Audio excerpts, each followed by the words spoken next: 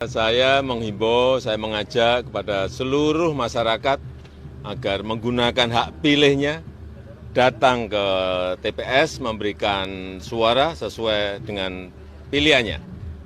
Dan saya ingin menegaskan kembali bahwa ASN, TNI, Polri, termasuk BIN harus netral dan menjaga kedaulatan rakyat.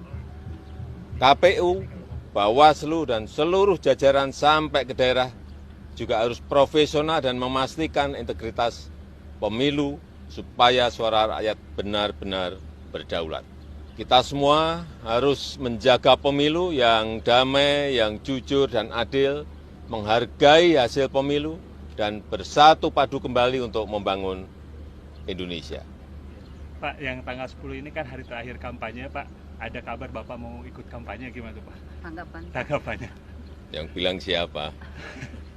Ini saya ingin menegaskan kembali pernyataan saya sebelumnya bahwa Presiden memang diperbolehkan undang-undang untuk kampanye.